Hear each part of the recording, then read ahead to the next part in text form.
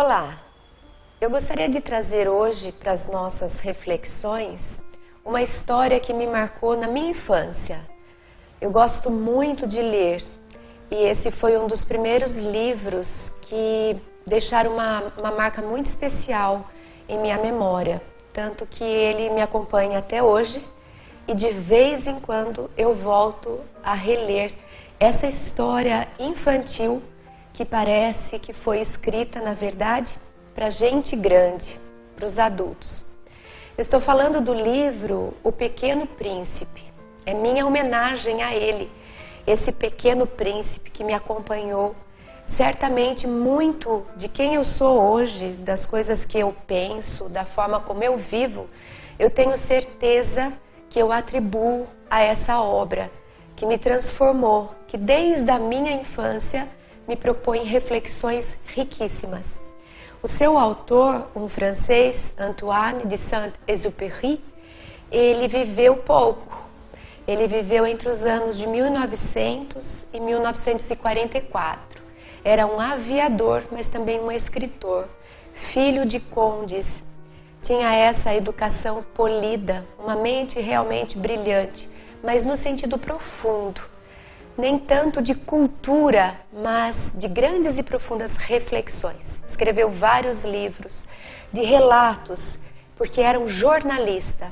Então, com o seu avião, ele conseguia fazer a cobertura dos eventos da época. Infelizmente, muitos deles se relacionavam a guerras, as primeiras guerras, as guerras mundiais. E um dos livros que ele escreveu é essa obra clássica da literatura infantil, O Pequeno Príncipe. E conta a história desse encontro entre um aviador e esse pequeno príncipe que vinha de outro planeta. A minha proposta é que nós utilizemos de algumas passagens. Eu selecionei três dicas que o Pequeno Príncipe pode nos oferecer de como vivermos melhor a nossa vida. Essa criança, porque era um jovenzinho, esse personagem, e que vem nos ensinar, nós, os adultos, a viver melhor, a vivermos melhor as nossas vidas. Esse príncipe, esse pequeno príncipe, ele faz uma viagem saindo do seu pequeno planeta e em busca de conhecimento, de aventuras. E ele visita alguns planetas. E alguns desses planetas ele aprende, ele identifica personagens estranhos e ele tira suas conclusões, até chegar no planeta Terra. E dentre essas aventuras, ele traz para a gente questionamentos que são muito críticos e podem até nos incomodar, porque são óbvios e, no entanto, estão bem longe da nossa prática, da nossa praxis, dos nossos comportamentos sociais e até da nossa própria vida. Então vamos a essas 3 dicas que o Pequeno Príncipe pode nos oferecer. Eu selecionei 3 trechos e a partir desses trechos a gente conversa e reflete um pouco sobre eles. O primeiro trecho é que quando ele explica de onde ele vem. Quando ele precisa descrever o seu planeta, ele faz a seguinte colocação: por que será que nós precisamos dar nomes às coisas e nomes importantes? Então ele conta que o planeta dele, que era minúsculo, foi visto pela primeira vez por um astrônomo turco. Mas ele diz que ninguém deu muita importância, porque esse astrônomo ele tinha roupas engraçadas.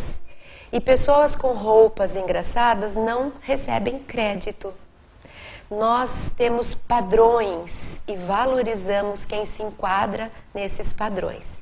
Mas ele disse que um dia alguém disse para esse astrônomo de roupas engraçadas: coloque aqui esse terno. E aí o astrônomo, então, depois que colocou o terno, foi validado, foi valorizado. A partir daí, então, ele foi creditado e sua opinião valeu para ser ouvida. E esse foi o astrônomo que deu nome ao planeta do Pequeno Príncipe. E o Pequeno Príncipe certamente pensaria num nome muito mais criativo. Mas ele diz que os homens grandes não são mais criativos. A gente grande, as pessoas adultas, elas complicam muito a vida. Elas abrem mão da poesia, da beleza, da simplicidade e gostam de coisas que são muito complicadas. Então, dessa forma, esse astrônomo, para ser bem visto pelos adultos, precisou dar um nome muito complicado para o seu asteroide, para o seu planeta. O Pequeno Príncipe, então, veio do asteroide B612. Pronto. Agora as pessoas adultas podem valorizar. Afinal de contas, um homem de terno deu o nome ao planeta do Pequeno Príncipe de B612. Assim é que a gente grande gosta de viver e acredita que é o certo a se viver. Então, o Pequeno Príncipe diz assim nesse trecho: se lhes dou esses detalhes sobre o asteroide P612 e lhes confio o seu número, é por causa das pessoas grandes. As pessoas grandes adoram os números. Quando a gente lhes fala de um novo amigo, elas jamais se informam do essencial. Não perguntam nunca qual é o som da sua voz, quais os brinquedos que prefere, será que coleciona borboletas? Mas perguntam qual a sua idade, quantos irmãos ele tem, quanto pesa, quanto ganha seu pai. Somente então é que elas julgam conhecê-lo. Se dizemos às pessoas grandes: vi uma bela casa de tijolos cor-de-rosa, gerânios na janela e pombas no telhado, elas não conseguem de modo nenhum fazer uma ideia da casa.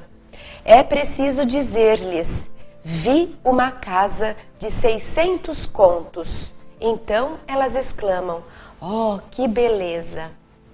Olha que crítica que ele faz, mostrando pra gente que, infelizmente, quando nós crescemos, quando nós envelhecemos, nós vamos perdendo o encanto pelas coisas que são realmente bonitas, realmente essenciais e fundamentais para a vida. Nós perdemos o encantamento pela natureza, nós perdemos o encantamento pela beleza que existe na natureza. Deixamos de lado o que de verdade interessa, quem a pessoa é por dentro. Passamos a nos encantar com coisas, com números, com importâncias financeiras. Pouco importa para nós se a pessoa com quem começamos uma amizade, muitas vezes nosso maior interesse é pelas formas e pelas coisas que ela carrega. Pela forma do seu corpo, pela sua aparência, pelos títulos, pelo status que ela possui, pela sua conta financeira, pelos seus bens, por tudo aquilo que ela pode exibir e mostrar. Não temos muito interesse por aquilo que faz parte do mundo interno dessa pessoa. Como ela pensa? Ela acredita em Deus? Qual é sua cor preferida? Será que ela tem vergonha de chorar? O que a alegra? Essas coisas nem passam pela nossa mente. Nós fazemos quase que uma entrevista com um questionário, perguntando sobre números. Qual é a sua altura? Quanto você pesa? Porque aí eu sei a forma que você tem, para saber se você enquadra no padrão de beleza determinado pela nossa sociedade moderna ou não. Porque se você não se enquadrar, não sei se eu quero ser seu amigo. Eu quero ser amigo de quem, para a sociedade atual, é bonito, é rico, é famoso, é bem visto, tem status. Mas se ele é uma pessoa honesta ou corrupta, isso não importa. O que importa é o que ele tem, é onde ele chegou, o que ele conquistou. Números, números, números. Quantidade, conta bancária, tamanho da casa, quantos carros tem na garagem. Isso é que nos encanta. O Pequeno Príncipe, então, vem nos chamar a atenção. Será que nós não nos perdemos de nós mesmos, da nossa essência? Será que nesse caminho entre crescer, amadurecer, aprender em algum momento, nós não nos desligamos, distanciamos do que realmente importa na nossa vida?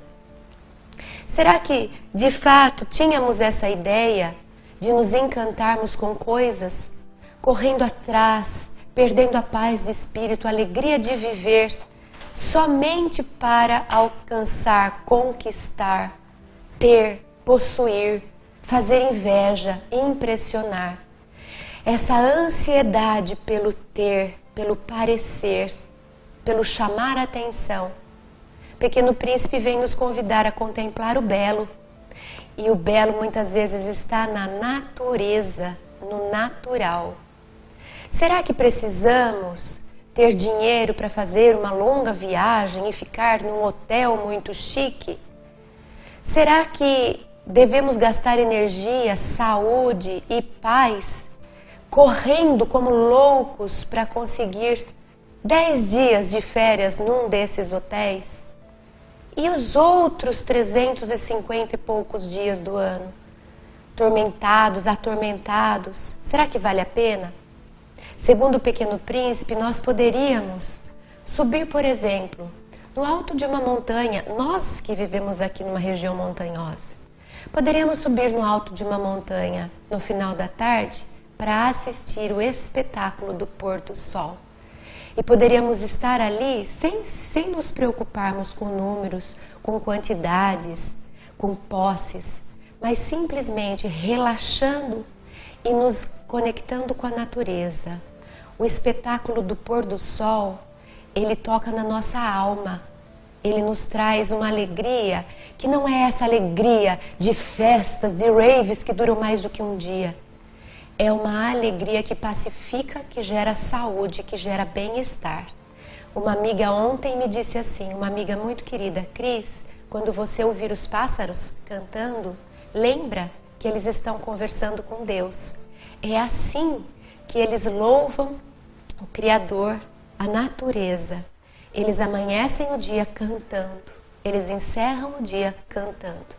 Então lembra, quando você ouvir o canto de um pássaro, que você também tem o seu canto para louvar, para agradecer e para conectar com Deus. Não deixa o mundo rápido, corrido e de números ganhar e vencer o seu canto. Lembra sempre que a verdadeira paz, a verdadeira alegria e a verdadeira realização está na conexão com a natureza, com o simples, com o belo, com o natural, que não custa dinheiro e nem tem necessidade de quantidades exageradas. Contemplar o belo, se conectar com a natureza, apreciar o simples, o pouco. É esse o primeiro ensinamento do Pequeno Príncipe.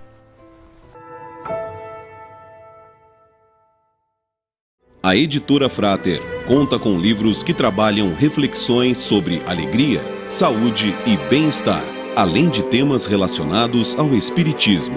Entre eles, os títulos: A Dança entre Opostos, Viver no Mundo, Os Mestres de Nossas Vidas, de autoria ou coautoria de Cristiane Lenz Beira. Eles estão disponíveis para compra no site www.editorafrater.com.br. A renda obtida com a venda desses livros é revertida para a instituição Remanso Fraterno, apoiada por Raul Teixeira. É uma organização sem fins lucrativos, sediada no município de Niterói, atendendo a mais de 250 crianças e seus familiares, além de 85 adolescentes e jovens em situação de vulnerabilidade social.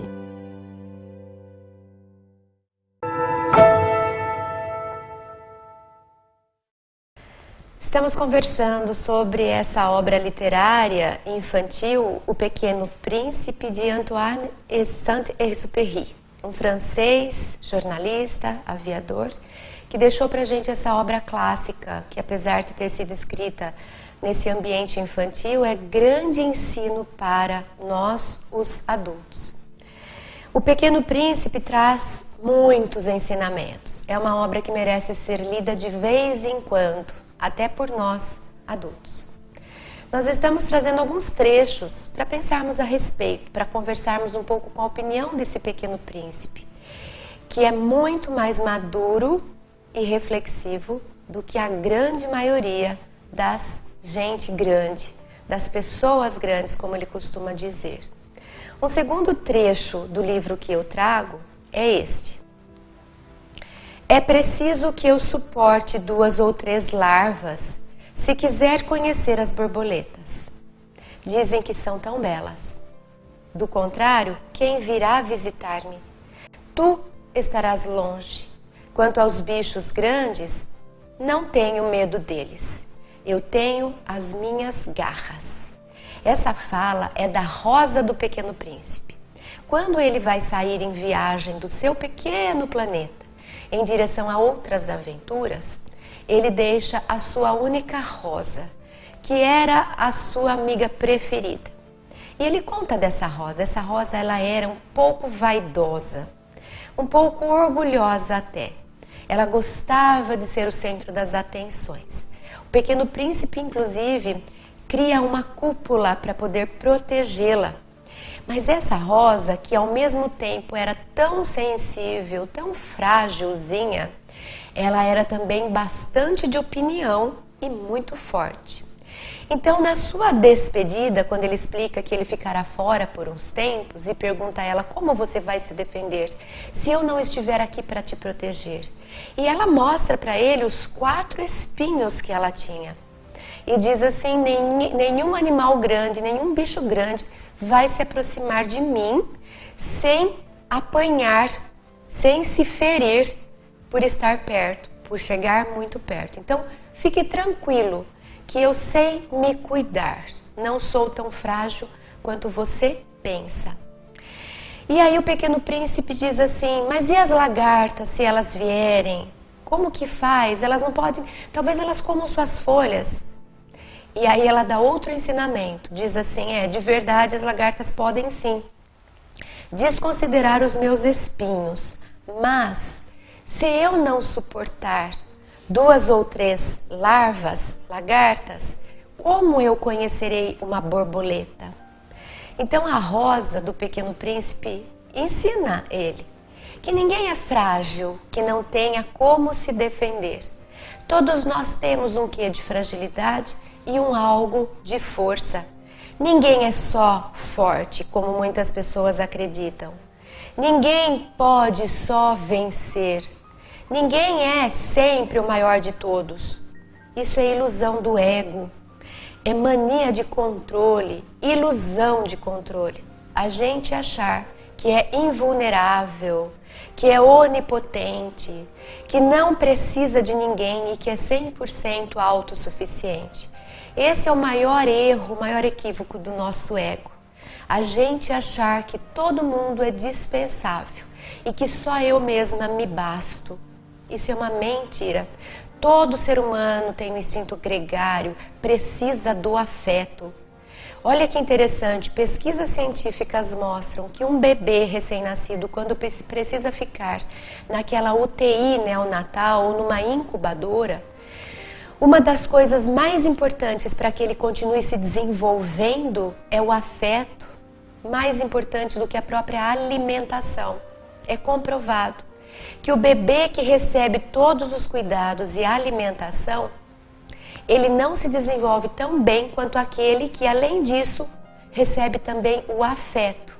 O afeto de enfermeiras, da própria mãe que vai e precisa ficar conversando com ele, às vezes acariciando por aquela luva que é possível tocar nele. Só esse gesto da presença de alguém que se importe com ele faz com que ele tenha propósito de viver. Olha que lindo. O bebê, quando sente que é querido, que é amado, que é visto, ele se desenvolve melhor, mais apropriadamente. Olha que linda essa mensagem. Nós que temos bebês em casa, não basta darmos segurança de uma cúpula protetora, não basta alimentarmos e garantirmos que ele está seguro, protegido e alimentado. Isso tem menos importância do que o vínculo afetivo. É preferível, se tiver que haver uma escolha, que esse bebê nem seja tão garantido em termos de segurança, mas que ele tenha o afeto de alguém, que olhe para ele, que se importe com ele. O bebê, ele sabe quando ele é observado. Então, quem tem bebê em casa, olha nos olhos. Parece loucura, mas ele não está entendendo, ele está entendendo sim. Ele está entendendo não racionalmente, ele está entendendo emocionalmente, que ele importa, que ele é único, que ele é visto. Mas então, nós estamos aqui falando, nenhum bebê é tão frágil e nenhum homem forte é tão forte que um não carregue a força dentro de si ou a fraqueza dentro de si. O bebê pode ser forte sim, a ponto de vencer situações que a gente nem acredita, com falta de mínimo para sobreviver, se ele tiver a força do afeto. E um homem grande, se ele não admitir a sua fragilidade e não chorar de vez em quando, e não admitir que de vez em quando também se sente fragilizado, com medo, com tristezas, ele também adoece. Essa rigidez e essa inflexibilidade que a gente às vezes teima, eu não choro, eu sou todo poderoso, não preciso de ninguém, eu me basto, isso também faz adoecer. Se a gente não adoece no corpo, a gente adoece na alma, a gente fica triste, a gente adoece emocionalmente, a gente fica frio, a gente fica distante e a gente deixa de viver coisas maravilhosas, como justamente o amor, o afeto, a troca, a alegria, o abraço, o beijo, a convivência. Muitas vezes, para eu ficar forte, eu acabo me distanciando das pessoas. Posso me proteger das dores, mas também vou me isolar do amor, do convívio, dessa emoção tão gostosa que é justamente a troca afetiva. Mas essa pequena Rosa do Pequeno Príncipe mostra para ele que ela tem as duas coisas. Ela é frágil sim, e talvez a lagarta ou a larva possa corroer um pouco as suas folhas, mas ela diz assim, sou resiliente, eu aguento uma ou duas larvas, não tem problema não, eu posso perder um pouco das minhas folhas, eu posso ter algum tipo de prejuízo, mas eu não me derrubo, eu continuo firme, eu sou resiliente, eu apanho, eu sofro, eu recebo problemas da vida, mas eu me preservo, eu persevero, eu me mantenho. E ela diz assim, não dá pra gente querer conhecer borboletas nesse sentido de coisas lindas. A borboleta é tão linda, ela parece uma fada leve, linda, colorida.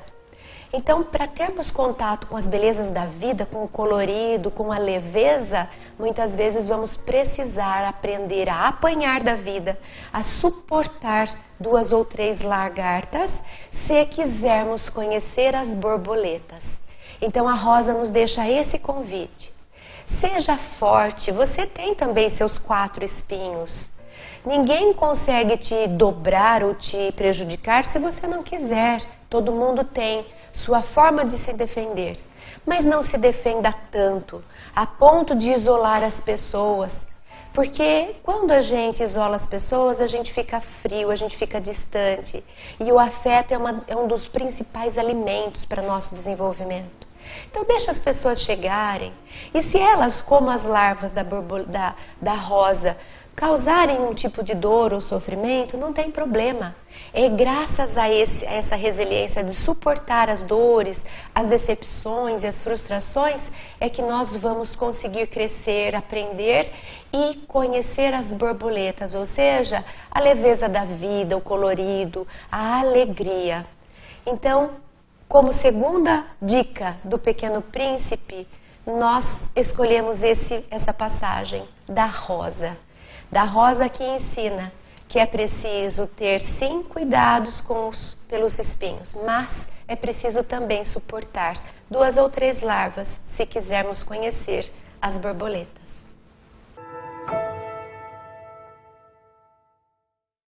A editora Frater conta com livros infantis e infanto-juvenis que trabalham diversos temas, como autoconhecimento, empatia, felicidade, entre eles, como é difícil escolher, erramos e agora.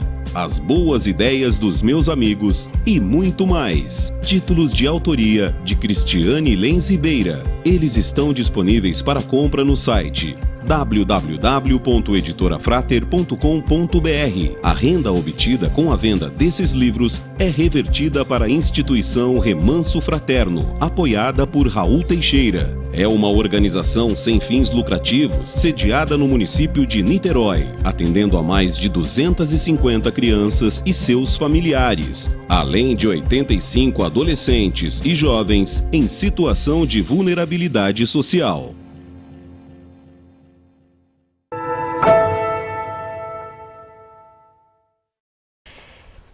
E o terceiro trecho que eu selecionei da obra O Pequeno Príncipe é o trecho que, na minha opinião, é o mais bonito. É o meu trecho preferido do livro. É um trecho que conta o encontro do Pequeno Príncipe, ele já estava na Terra, e conta o encontro do Pequeno Príncipe com uma raposa. E a raposa vai deixar para ele também um grande ensinamento. Na minha opinião, o mais bonito do livro. Então, quando o Pequeno Príncipe encontra essa raposa, ele tenta se aproximar. E a raposa coloca algum distanciamento, coloca algum limite, diz assim para ele: calma lá, eu não sei quem você é, então não se aproxime muito. Para você se aproximar de mim, é preciso que eu te conheça antes. Mas ela diz assim também: mas cuidado, porque quando a gente se aproxima muito de uma pessoa, a gente corre o risco de cativá-la. Esse é o termo que ele usa, que a raposa usa. E quando nós cativamos alguém, nós nos tornamos responsáveis. A raposa vai ensinar o Pequeno Príncipe a respeito de relacionamentos. Infelizmente, nós não temos sabido usar muito bem esse ensino hoje em dia. Nós nos aproximamos de todo mundo, fazemos milhares de amigos nas redes sociais. Ninguém consegue ter milhares de amigos. É humanamente impossível, nosso cérebro não dá conta. Mas nós temos milhares e milhares de amigos. E ao mesmo tempo não temos amigos nenhum. Porque o verdadeiro amigo é aquele que se conecta com a gente de alma a alma. E quantos desses fazem parte da minha vida? Com quantos eu tenho tempo de me relacionar a ponto de nos cativarmos um ao outro, de entrarmos nas histórias, de sermos cúmplices inclusive, de termos empatia, de vivermos juntos as mesmas histórias. Quantas vezes nós dedicamos nossa vida a isso? Ah não, isso dá muito trabalho, isso gera muita responsabilidade. Prefiro ter vários amigos mais distantes. Ai, que pena, porque a verdadeira amizade, aquela que traz enriquecimento de alma, não dá para ser assim. Na rede social, com milhares e milhares de amigos, ela precisa ter tempo. E é isso que a raposa ensina ao Pequeno Príncipe, nesse trecho que eu vou ler agora. Exatamente, disse a raposa. Tu não és para mim senão um garoto, inteiramente igual a 100.000 outros garotos. Eu não tenho necessidade de ti, e tu não tens também necessidade de mim. Não passo a teus olhos de uma raposa igual a 100.000 outras raposas. Mas, se tu me cativas, nós teremos necessidade um do outro. Serás para mim único no mundo, e eu serei para ti única no mundo. A gente só conhece bem as coisas que cativou, disse a raposa. Os homens não têm mais tempo de conhecer alguma coisa. Compram tudo prontinho nas lojas. Mas como não existem lojas de amigos, os homens não têm mais amigos. Se tu queres um amigo, cativa-me. Depois ela diz assim, essas duas frases para mim são as mais lindas do livro. Mais à frente ela diz duas frases ao Pequeno Príncipe. A primeira: lembra-te, o essencial é invisível aos olhos. E a segunda: tu te tornas eternamente responsável por aquilo que cativas. Cativar. A raposa fala assim para o Pequeno Príncipe: se você quiser ser único para mim, ser importante para mim, ser essencial na minha vida, você precisa se mostrar, você precisa apresentar sua alma, seu mundo interior. Eu preciso te conhecer profundamente. E isso requer tempo. O tempo vai funcionar mais ou menos assim, ela diz. Você volta amanhã. E se você me disser que lá pelas 4 você chega, desde as 3 eu já estarei te esperando. Quando você chegar, Pequeno Príncipe, não venha logo se aproximando. Sente-se à distância. E à distância nós vamos começar a trocar olhares. Aos poucos você vai se aproximando. Mas você só vai se avicinhar muito ao longo dos dias que se seguirem. Leva tempo para conhecer alguém. Será que nós estamos tendo tempo para nos conhecer? Será que nossos relacionamentos não estão demais fugazes? Essa história da juventude, do ficar, dessas passadas que um faz na vida do outro, porque é isso. Eu costumo dizer para os jovens, a única coisa que não acontece é ficar, porque ninguém fica, todo mundo passa. A gente passa, tira uma lasquinha, como nós costumamos falar, e a gente segue. E a gente tira a lasquinha de muita gente, mas a gente não tira um bom pedaço de ninguém, no sentido de troca, de entrosamento. O Pequeno Príncipe também fala que ninguém passa pela vida um do outro sem deixar um pouco de si e sem levar um pouco do outro. Mas nós não temos mais tido esse tipo de relacionamento. Queremos tudo para hoje, queremos muito rápido, não queremos tempo de desenvolver um relacionamento.